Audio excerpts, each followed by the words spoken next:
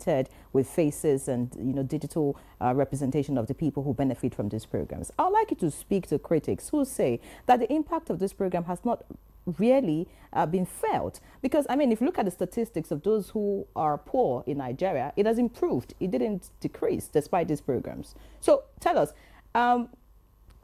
why are we not feeling the impact? Why is the number of those who are poor not reducing, if you say that the people who benefit from these programs are traceable? Thank you very much. You see, it's very easy to criticize, but it's okay. Criticizing hopefully will get things better by people who are listening, adjusting, and doing better things. Now, you see, the whole social nature of all programs, this is not new. NSIP is not new in Nigeria.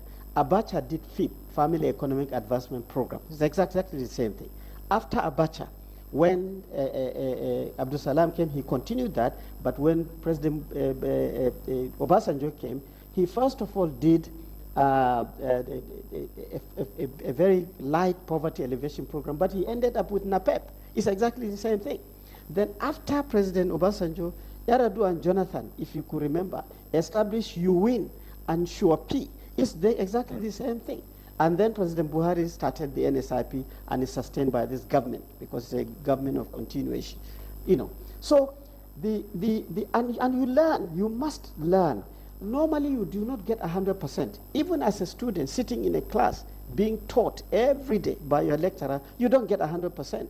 You probably start getting 60, and then you get 70, and you get better. And I can tell you NSIP, I was involved for some few years, but just pick the cash transfer. It used to be cash on the table. You can't 5,000 naira or 10,000 naira. You give a woman, she greet you, and she will go. She is the caregiver. She had an identity card. That was only the identity card. But by the time we left, we saw the problem of that. We were very lucky. There were no armed robbers that came and killed people to carry the money, nothing like that. It graduated gradually until we got ATM cards to literally every caregiver. They had an account, they have an ATM, and they understood. That alone has changed their lives to access other things because they have an account. There are impacts here and there, but there are problems too.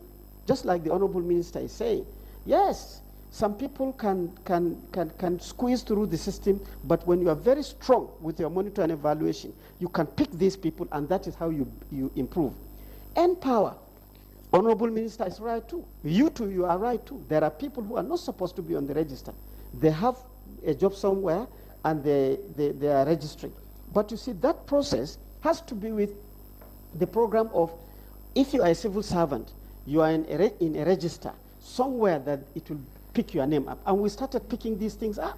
And so the learning curve is a systematic learning curve until you get better and better and better. There are people who will collect. They are vulnerable, they are poor, and they are graduates. They are given N-Power, N-Teach, to teach in the primary school of their community. They will not stay there. We go monitoring, we ask, the headmaster will say, we've not seen this man for nearly 3 weeks now, and we take action. You will get that.